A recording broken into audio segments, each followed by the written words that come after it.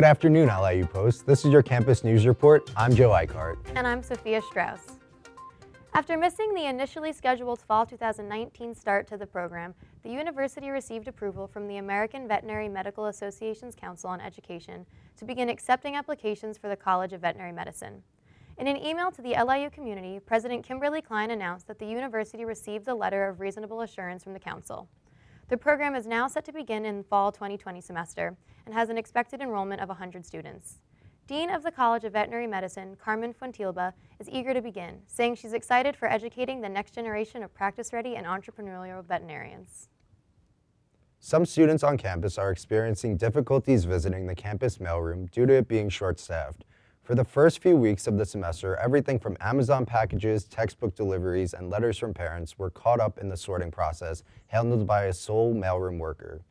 The mailroom is single-handedly run by Sergio Ribeiro, who takes his mail clerk position very seriously, but he can't do it all. He said, "Students come during common hour and I'm still sorting everything. I need to hurry and get them their mail, so we definitely need at least one more person to help with this. The mailroom receives about 300 packages a day, and having just one person to sort them all is difficult.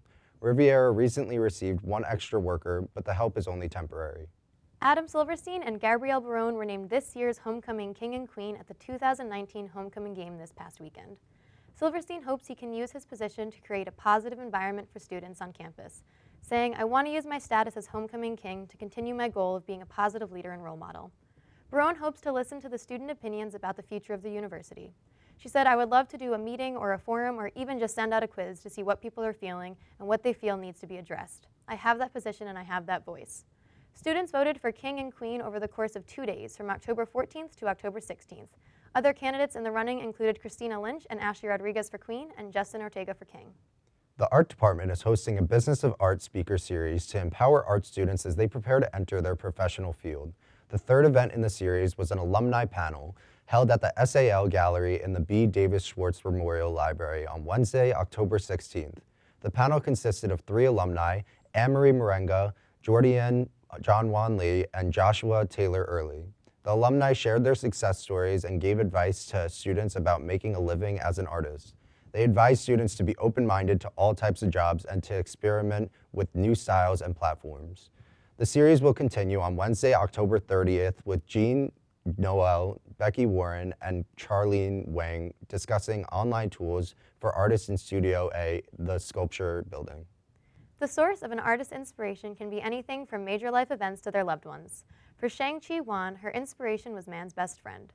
Wan's dog-themed exhibition was shown in the Sculpture Gallery from October 12th to 18th.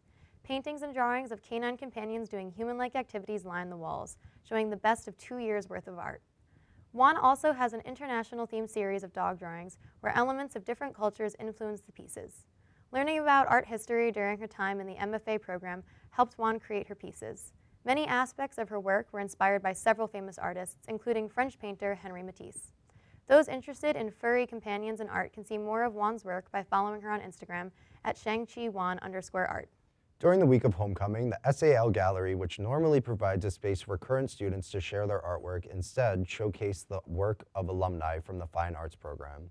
Along the walls of the room and resting on top of pedestals, 52 different pieces of artwork from 51 alumni were displayed. The artwork showed a wide variety of artistic mediums, ranging from digital photographs to sculptures and more. The show opened on October 14th and will continue to be on display until October 25th. The next SAL Gallery reception will take place on October 30th from 5 to 8 p.m. for the BFA Photo Thesis show. Now over to Elise Person with sports this week.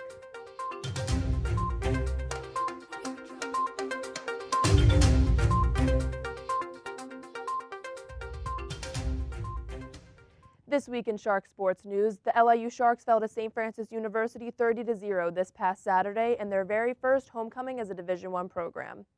This loss was another hard hit for the team, who had a rough start to the season. Coming into this game with an 0-5 record, the Sharks were looking forward to their first win.